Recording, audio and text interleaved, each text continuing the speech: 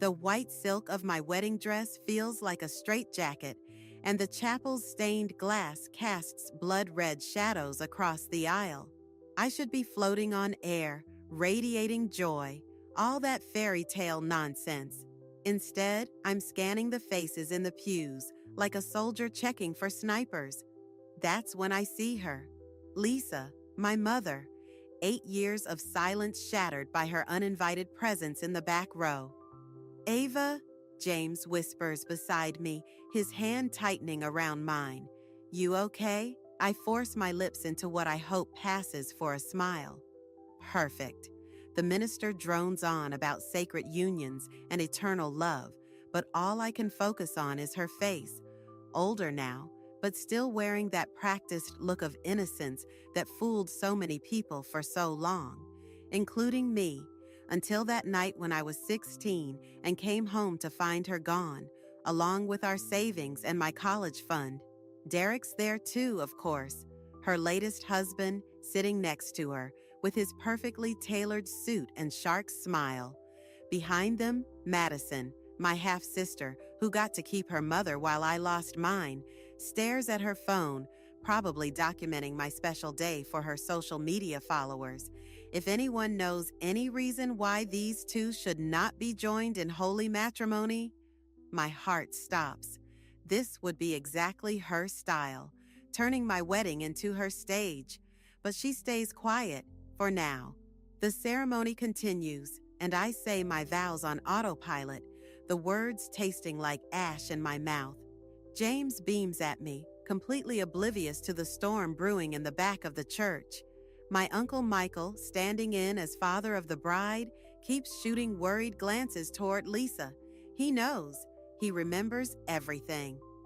At the reception, I manage to avoid her for exactly 43 minutes before she corners me near the bathroom.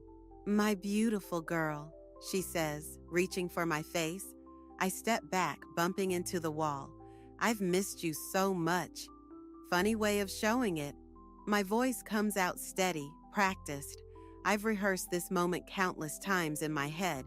I know I made mistakes. Mistakes? I cut her off. Is that what we're calling abandonment these days? Her eyes well up with tears. They look genuine, but I learned long ago that everything about Lisa Thompson is carefully crafted for maximum effect.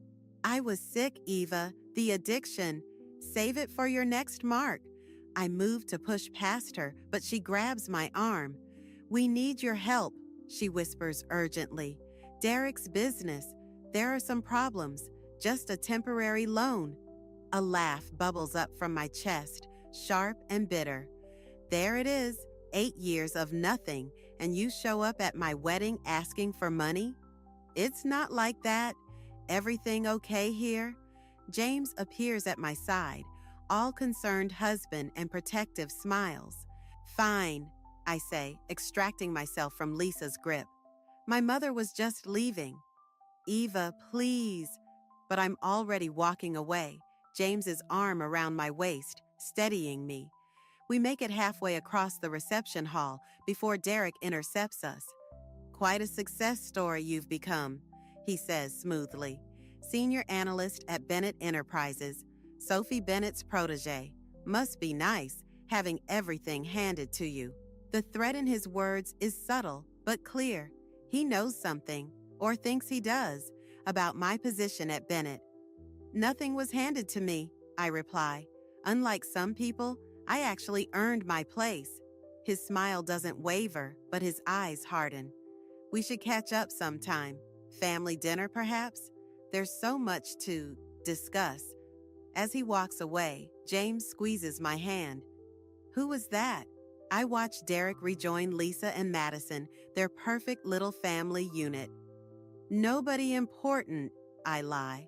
Just someone who's about to learn a very expensive lesson about karma. The crystal champagne glass in my hand threatens to crack under my grip. 8 years I've spent building myself up from nothing, creating a life they can't touch. If they think they can waltz back in and tear it all down, they're about to discover exactly how much I learned from Lisa's masterclass in manipulation. Game on, mother. Game on. The honeymoon photos mock me from my desk. James and I smiling on sun-drenched beaches, pretending the world hasn't tilted off its axis. 3 weeks of paradise, and now I'm back at Bennett Enterprises, staring at an email that makes my stomach turn. Did you see this? Karen appears at my cubicle, waving her phone. Derek Lawson just got appointed as external financial consultant. My coffee cup freezes halfway to my lips. What? Sophie announced it this morning. Apparently, he's some hotshot from Morgan Stanley. She leans closer, lowering her voice. Isn't he your stepfather? I cut her off. As of 8 years ago. The office suddenly feels too small, too exposed. I pull up the company-wide announcement, scanning the details. Derek's smug corporate headshot stares back at me, his credentials listed like battle honors. My phone buzzes, a text from Lisa. Isn't it wonderful? Now we can be a proper family again. I delete it without responding. Ava? Sophie Bennett's voice makes me jump. She stands in her signature power suit, radiating authority. Got a minute? In her corner office, floor-to-ceiling windows frame the city skyline. She settles behind her desk, studying me with those razor-sharp eyes that missed nothing during my meteoric rise from intern to senior analyst. Derek Lawson speaks highly of you, she says. Does he? Says you're brilliant, driven. She pauses. Family. Former family, I correct her. We're not close. Shame. Family connections can be invaluable in this business. She slides a folder across her desk. I'm putting you two on the Meridian merger. It's a career maker, Ava. 8 figures minimum. My throat tightens. Sophie, I don't think... Is there a problem? Yes, I want to scream. He's a snake. He's using you. He's here to destroy everything I've built. Instead, I smile. No problem at all. Later, in the parking garage, I find him waiting by my car. Quite the coincidence, I say, gripping my keys like brass knuckles. Hardly. Derek straightens his Italian silk tie. You've made quite a name for yourself here. The golden child, Sophie's protege. His smile doesn't reach his eyes. Your mother's so proud. What do you want? Want? I'm here to work, same as you. He steps closer, though I did notice some irregularities in the quarterly reports you prepared. Nothing major, yet. Ice spreads through my veins. Are you threatening me? Threatening? No, just looking out for family. He produces a business card. Have dinner with us tonight. Lisa's cooking. We can discuss your future at Bennett. I stare at the card until it blurs. And if I refuse? Then I might have to take a closer look at those reports. Mistakes happen after all, especially when someone's risen so quickly, perhaps, cutting corners along the way. My phone rings. James, probably wondering why I'm late. I let it go to voicemail. 7 o'clock, Derek says, turning away. Don't be late. Family dinner waits for no one. I wait until he's gone before calling Michael. They're back, I say when he answers, and they're not just asking for money anymore. My uncle's silence speaks volumes. Finally, what do you need? Remember those papers Mom left behind? The ones you said I wasn't ready to see? Eva, I'm ready now. Another pause. Come over. There's something you need to know about the night she left. I end the call, my reflection in the car window looking stranger by the second. 8 years ago, I was a scared teenager watching my world implode. Now I'm a weapon, honed by abandonment and betrayal. My phone buzzes again. Another text from Lisa. Made your favorite pot roast, just like old times. Old times. Like when she cleaned out my college fund for Derek's investment opportunity, or when she disappeared while I was at soccer practice, leaving nothing but a note saying she needed to find herself. I start my car, decision made. Let them think they have me cornered. Let them believe I'm that same vulnerable girl they can manipulate and discard. I've learned a few things about power plays and leverage since then, and by the time this game is over, they'll wish they'd never heard the name Bennett Enterprises, or mine. Uncle Michael's basement smells like old paper and regret. He spreads documents across his workbench while I pace, my heels clicking against concrete. Your mother wasn't just an addict, he says, hands trembling as he sorts through yellowed papers. She was a witness. The words hit like a slap. A witness to what? Financial fraud at her old firm. He pulls out a thick manila envelope. Derek wasn't just her rehab romance. He was handling the cover-up. My world tilts sideways. And you're just telling me this now? I tried to protect you. He won't meet my eyes. The less you knew, the safer I was. I snatched the envelope. Inside, bank statements show transfers, hundreds of thousands flowing through shell companies. This is why she left? Derek convinced her to take the fall, said he'd take care of her. Michael's laugh is bitter. Instead, he used the evidence to control her, keep her close. My phone buzzes, a text from James. Working late again? I ignore it, studying a familiar signature on one of the documents. Sophie Bennett signed off on these transfers. Michael goes still. Eva, she knew, all this time. The pieces click into place. My miraculous hire straight out of college, my rapid promotions. I wasn't her protege. I was insurance. The basement suddenly feels like a tomb. I stuff the papers into my bag, already moving toward the stairs. Where are you going? Family dinner, I say. Wouldn't want to keep them waiting. Lisa's house is exactly what you'd expect. All nouveau riche pretension and desperate attempts at elegance. Madison opens the door, her teenager's disdain barely masking curiosity. Mom's in the kitchen, she says, having one of her moments. I find Lisa clutching a wine glass, mascara smeared. Ava, you came. She moves to hug me, but I step back. Where's Derek? Working late, always working. She giggles, unsteady. But we can have girl time? Like before you abandoned me? The words slice through her artificial cheer. Or before you let Derek use you to cover up his fraud.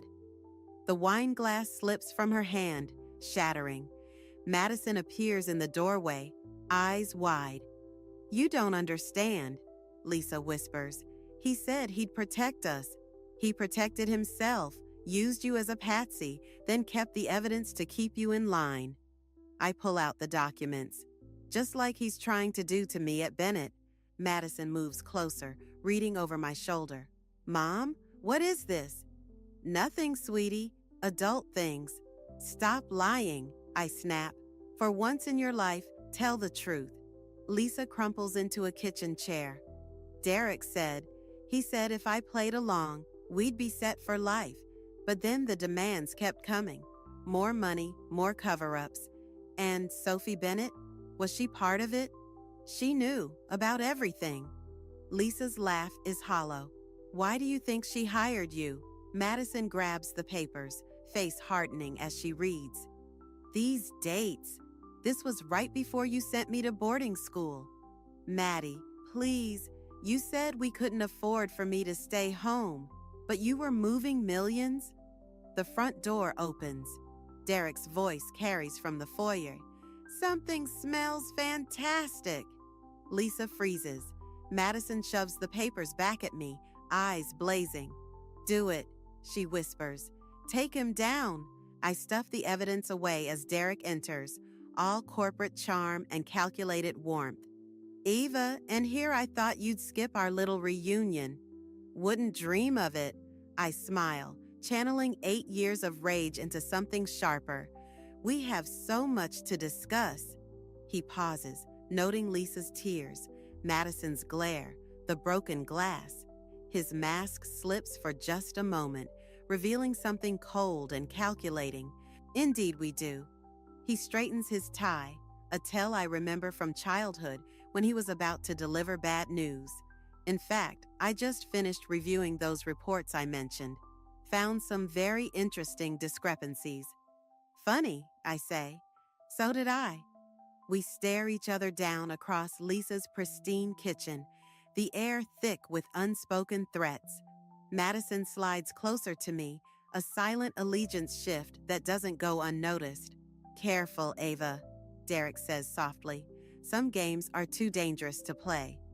Good thing I learned from the best. I head for the door, pausing beside him. By the way, Sophie sends her regards. His sharp intake of breath is all the confirmation I need. The game isn't just dangerous anymore, it's lethal.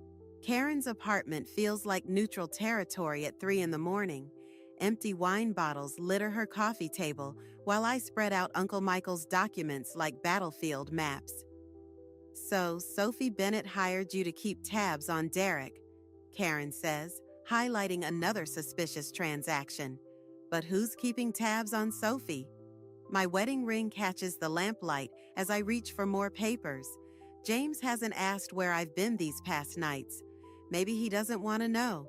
Madison sent me more files, I say, unlocking my phone. Apparently, Derek's not as careful with his passwords at home. Your teenage sister is hacking your stepfather's computer? Karen arches an eyebrow. That's either brilliant or terrifying. Both. I pull up the emails Madison forwarded. Look at these dates. The week Mom left, there were 3 transfers to offshore accounts. But the signatures? Karen leans closer. That's not Derek's. It's Sophie's. My hands shake as I match the signatures. She wasn't just covering for him. She was profiting. My phone buzzes. A text from Madison. Dad's meeting Sophie tomorrow night. Overheard him talking. The Golden Crown Hotel, 8 p.m. Another buzz. James. Coming to bed tonight? I silence the phone. Eva. Karen's voice has that careful tone friends use before delivering uncomfortable truths. What happens when this all comes out? To your job? Your marriage? Before I can answer, there's a knock at the door. We freeze, sharing a panicked look. It's past 3. No one should be here. Karen peers through the peephole, then steps back like she's been burned. It's your mother. Lisa stands in the hallway, mascara streaked down her face. I know what you're planning, she says when I open the door. Derek will destroy you. Like he destroyed you?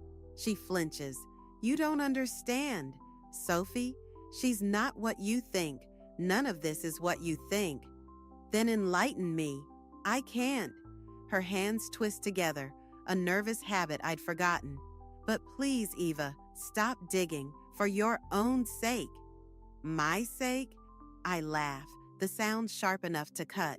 Where was this maternal concern when you cleaned out my college fund? When you left me with nothing but a post-it note goodbye? I left you with Michael because he could protect you.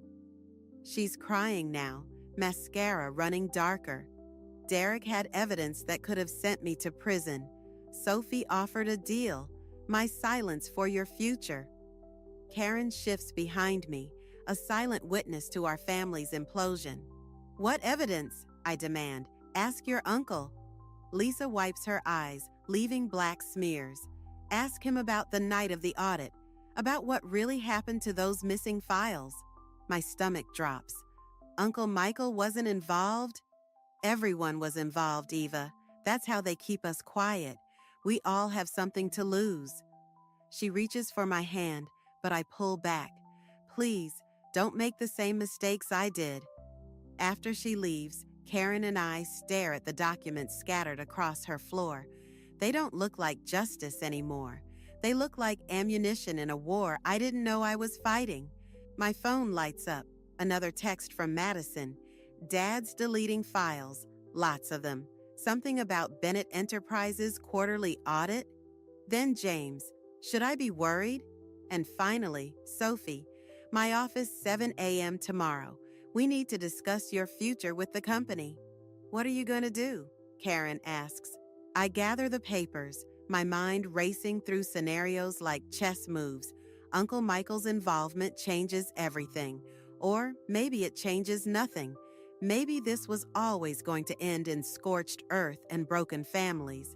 I'm going to that hotel tomorrow night, I say, and I'm going to record every word Derek and Sophie say. Eva, but first, I continue, pulling out my laptop, I'm going to make copies of everything, send them to every news outlet and regulatory agency I can find. That's suicide, career-wise at least. Maybe. I start typing, my fingers steady despite everything. But I learned from the best. You don't just plan revenge, you plan for every possible way it can backfire. Karen watches me work, her expression caught between admiration and fear. And James, your marriage? I pause, wedding ring suddenly heavy on my finger. Some things break no matter how carefully you hold them.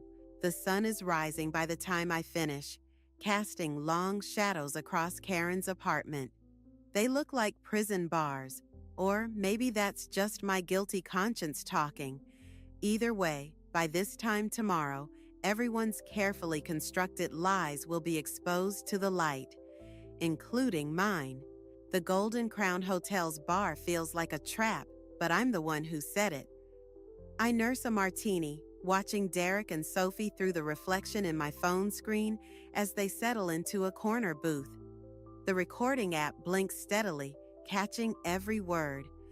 The board meeting's been moved up, Sophie says, her voice carrying just enough. We need to accelerate the timeline. Derek's response is lost in the ambient noise, but his expression tells enough. Barely contained panic beneath that polished exterior. My phone vibrates. Madison, Mom found the copied files. She's freaking out. Then immediately after, she's calling Uncle Michael. My hands start to shake. This wasn't part of the plan. Miss Thompson? A server appears at my elbow. Phone call for you at the front desk. I know before I answer. Ava. Michael's voice is tight with fury. What have you done? What you should have done years ago. You have no idea what you're playing with. Where are you?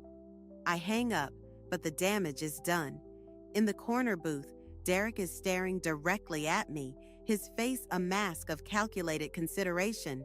He whispers something to Sophie, who turns. Their eyes lock onto me like crosshairs. My phone buzzes again. James this time. We need to talk. I found the divorce papers in your desk. The walls start closing in. I head for the exit, but Sophie intercepts me near the lobby. You really are your mother's daughter, she says, voice dripping with false concern. So quick to burn everything down without understanding the full picture. I understand enough. Do you? She steps closer. Did you know your uncle was the one who suggested using Lisa as the scapegoat? That he orchestrated her addiction to make her more controllable? The floor seems to tilt. You're lying. Am I? Ask him about the prescription pads, about the doctors he paid off. Her smile is razor sharp. We all make choices, Eva. Your mother chose drugs over you because Michael made sure that was her only escape. Ava, Derek's voice cuts through the lobby. He's approaching fast, phone in hand. I run. The night air hits like a slap. I make it 3 blocks before ducking into an alley, trying to breathe through the panic. My phone won't stop buzzing. Madison. Dad's calling the police. Karen. Your office is being searched. James. Please come home. We can fix this. Michael. You're making it worse. Lisa, I'm so sorry, baby. The last one breaks something inside me. I dial Karen. They're moving the evidence, I say when she answers. All of it, tonight. Ava, stop. You need to think. I am thinking. For the first time, I'm seeing everything clearly. I start walking, purpose replacing panic. Remember that contingency plan we discussed? Silence. Then, the nuclear option? Eva, that'll destroy everyone, including you. They destroyed me 8 years ago. I'm just returning the favor. I end the call and open my email. The draft is already prepared. Every document, every recording, every piece of evidence sent to journalists, federal investigators, and the board of directors. One button and it all burns down. My finger hovers over send when another text appears. Madison, I found something else, something worse. Meet me at the office. I stare at the message, remembering Sophie's words about choices and consequences, about being my mother's daughter. The office building is dark when I arrive, but Madison's waiting in the lobby. She looks smaller somehow, more vulnerable than her usual teenage bravado. Before I show you, she says, you have to promise me something. What? Promise you won't let Dad hurt Mom again, no matter what's on these files. My throat tightens. Madison, promise me. Her voice cracks, because after you see this, everything changes, and I need to know someone's going to protect her this time. I think about Lisa's tear-stained face in Karen's hallway, about Michael's betrayal, about James finding divorce papers I don't remember drafting. I promise. Madison hands me a USB drive, her hands trembling. Dad wasn't just embezzling money. He was laundering it for people who... She swallows hard. People who make problems disappear. The elevator dings behind us. We both turn to see Derek step out, flanked by 2 men I don't recognize. Madison, he says softly, go wait in the car.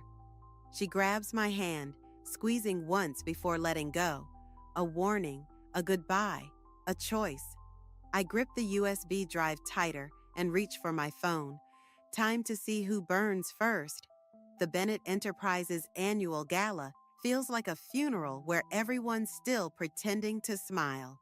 I watch from the mezzanine as Derek works the room below, champagne in hand, playing the charming new consultant while his men search my office 17 floors up. The USB drive burns in my clutch bag.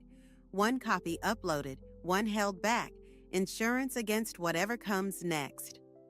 Quite the turnout. Sophie appears beside me, elegant in black. Shame it has to end this way. Does it? You made your choice when you sent those files to the FBI? She sips her champagne, though I admit I'm curious which version they received. My phone vibrates. Madison. Mom's gone. The house is empty. Then Karen. James is here, looking for you. You know what fascinates me about you, Ava? Sophie continues. You're so focused on revenge, you never asked why I really hired you. The pieces click together too late. Below, I spot James entering the ballroom, followed by Uncle Michael. The trap closes like a noose. Because I wasn't the target, I say. I was the bait. Smart girl, always were. Sophie's smile turns predatory. Your mother wasn't the only one Derek betrayed 8 years ago, but she was the only one stupid enough to leave a paper trail. The ballroom spins slightly. The money laundering? Among other things, we needed someone close to him, someone with the right motivation for revenge. She gestures at the crowd below. Someone who could get him to expose himself without realizing he was being played. My phone buzzes again, an unknown number. Your mother is safe, for now. Where is she? My voice cracks. Consider her insurance against whatever else you might have planned. Sophie takes my clutch, removes the USB drive. You've served your purpose, Ava. Don't ruin it by trying to be a hero. Below, Derek spots me. Our eyes meet across the crowded room. He smiles and raises his glass in a mock toast. Ladies and gentlemen, his voice carries over the crowd. If I could have your attention. Right on schedule, Sophie murmurs. Derek approaches the podium, straightening his tie. As many of you know, Bennett Enterprises has been like family to me these past months, which makes this next announcement particularly difficult. My heart pounds as he pulls out a folder. It seems we've discovered some concerning irregularities in our financial records, specifically unauthorized transfers and manipulated audit reports. He pauses for effect, all traced back to one individual. The crowd murmurs. James looks up, finding me on the mezzanine. His face shows nothing but disappointment. Ava Thompson, Derek continues, would you join me down here? Sophie's hand clamps around my arm. Play your part, she whispers, or Lisa pays the price. The walk down the stairs feels endless. Every face turns to watch. Every whisper carries judgment. 8 years of building myself up, reduced to ashes in 8 seconds. Ava has been with us for 3 years, Derek says, voice heavy with false regret. Rising quickly through the ranks, perhaps too quickly. He hands me the folder. Inside, perfect forgeries of my signature on dozens of fraudulent documents. My own revenge plot, twisted and turned back on me. Would you like to explain yourself? Derek asks. Or shall I? The room blurs. Through the crowd, I see Uncle Michael slip away, phone to his ear. James won't meet my eyes. Somewhere upstairs, Derek's men are probably planting more evidence in my office. My phone buzzes one last time. Madison. Found Mom, Warehouse District. Hurry. Well, Derek prompts. I look up at Sophie, still watching from the mezzanine, at James, already turning away, at the career I built, the revenge I planned, the life I thought I could protect, all of it crumbling like sand. But Madison's text blinks on my phone screen. A choice, a chance. I step up to the microphone. You're right, I say, voice steady. I did manipulate the records. Derek's triumph shows for just a second. I did it to expose something much bigger. I pull out my phone, thumb hovering over send. Would you like to explain yourself, Derek? Or shall I? His smile freezes. In the crowd, James finally looks at me, really looks at me, and something like understanding crosses his face. Sometimes, I realize, you have to lose everything to find out what you're really fighting for. I press send, let it burn. The warehouse district feels like a graveyard at midnight. Rain slicks the pavement as I follow Madison's coordinates, the gala's chaos still echoing in my head. Police sirens wail in the distance, Derek's empire crumbling in real time as my evidence spreads like wildfire. I find Lisa in the third building, handcuffed to a pipe. Her mascara-stained face jerks up at my footsteps. Ava? Her voice cracks. You shouldn't be here. Neither should you. I move to unlock the cuffs, but her next words freeze me. Sophie's men are coming. You need to go. Sophie's men? The pieces shift again. Not Derek's? A slow clap echoes through the warehouse. Sophie emerges from the shadows, still wearing her gala dress.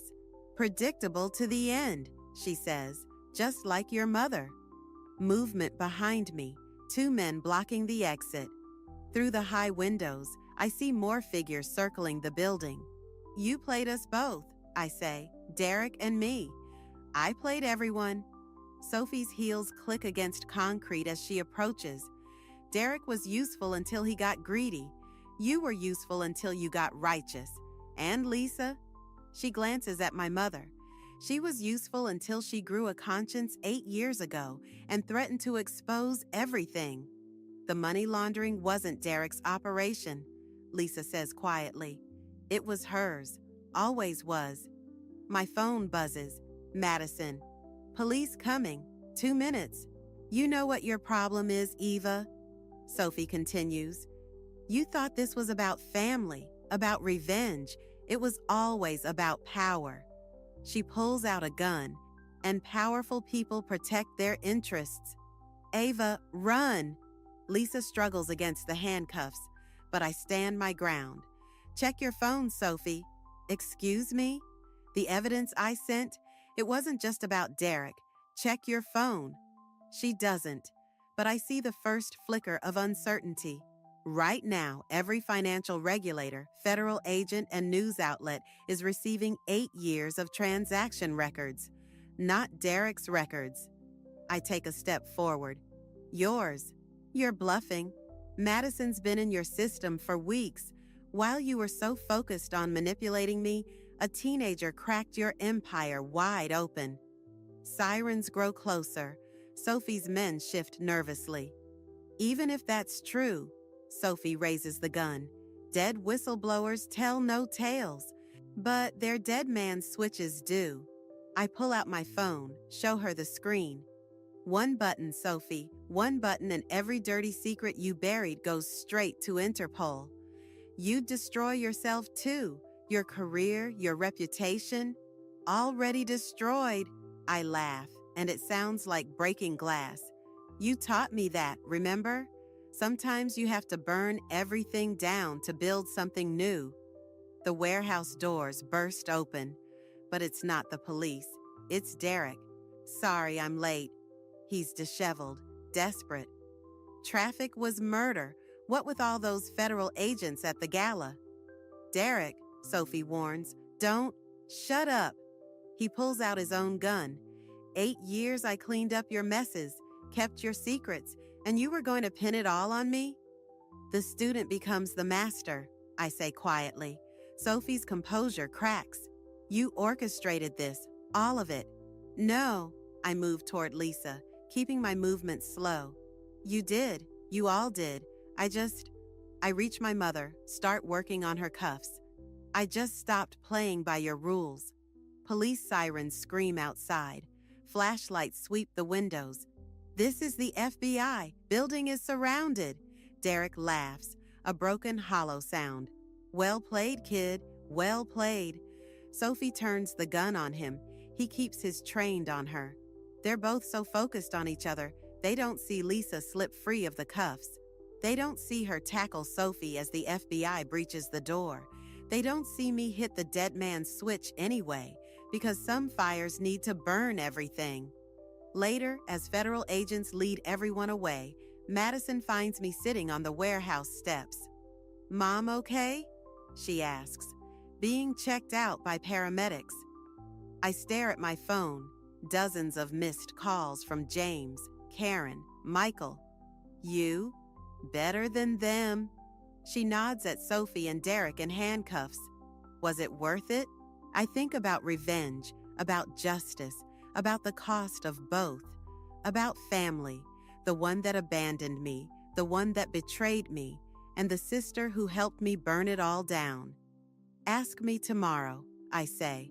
The sun rises over Bennett Enterprises' smoldering ruins, and for the first time in 8 years, I feel clean. The federal courthouse steps feel colder than they should in summer. I watch Sophie and Derek being led out in handcuffs, their empire reduced to headlines and case numbers. Madison stands beside me, her hand finding mine as her father passes. He doesn't look our way. Ready? She asks. I'm not, but I nod anyway. Inside, Uncle Michael waits in an interview room, looking older than I've ever seen him. The federal agents left us alone after he agreed to testify about the prescription pads, about his role in Lisa's addiction. I thought I was protecting you, he says before I can speak. Everything I did was for my own good. The words taste like ash. That's what Mom said too. He flinches. Eva, I found the original prescriptions. I slide them across the table. The ones you wrote before Derek got involved, before Sophie, before everything. His hands shake as he touches the papers. I was trying to help her cope after your father died. She was spiraling. So you decided to control her spiral? The rage feels different now, colder, cleaner. Make it manageable? I loved you both. Love shouldn't leave scars. Madison squeezes my hand. I'd almost forgotten she was there, watching her family's destruction mirror my own. The prosecutors offered me a deal, Michael says. Full immunity if I testify against Sophie's entire operation. Take it. I stand up. Consider it your last act of protection. In the hallway, Karen waits with coffee and courthouse gossip. Lisa's testimony sealed it, she says. Sophie's looking at 20 years minimum. And Derek? 15 unless he flips on his overseas contacts. She studies my face. James called again. The wedding ring feels heavy on my finger. I know. He still loves you. Sometimes love isn't enough. We exit into sunlight that feels too bright for funeral weather, because that's what this is. A funeral for the family I thought I wanted, the revenge I thought I needed, the person I used to be. Lisa sits on a nearby bench, looking small without her designer armor. When she sees us, she stands. The rehab center has an opening, she says. Real one this time, no strings. Good, I mean it. Ava, don't. The word comes out gentler than I expected. Not yet. She nods, understanding what I can't say. That forgiveness, like revenge, has its own timeline. Madison releases my hand. I should go with her. Make sure. I know. I hug her. My sister, my conscience, my unexpected ally in burning down our shared heritage. Call me when you're settled. Someone has to keep you honest. She manages a smile. Try not to destroy any more corporations while I'm gone. The joke lands wrong, but we pretend it doesn't. Karen touches my arm. Your place or mine? Neither.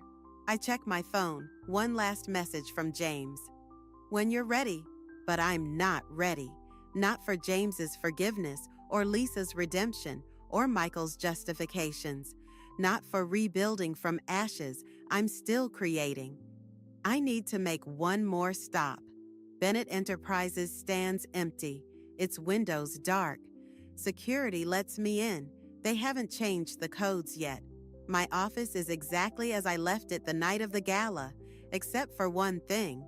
On my desk sits a single envelope. Inside, a key and a note in Sophie's handwriting. For when you realize power and revenge are the same thing, the position is yours if you want it. S. I think about 8 years of pain, of choices made by others, of protection that felt like prison, about Madison finding her strength, Lisa finding her voice, James finding his limits, about Sophie teaching her final lesson from behind bars. The key feels warm in my palm, a door to another version of myself, another cycle of power and revenge. I leave it on the desk. Outside, Karen waits in her car. Where to? I look at the building one last time, at all it represents: ambition, corruption, the seductive pull of justified vengeance. Anywhere, I say, as long as it's forward. She starts the engine, and we drive away from the wreckage of my carefully planned revenge towards something that feels less like victory and more like freedom. Some fires don't need to be rebuilt from. Some just need to be left behind. Left behind. Left behind. Left behind. Left behind.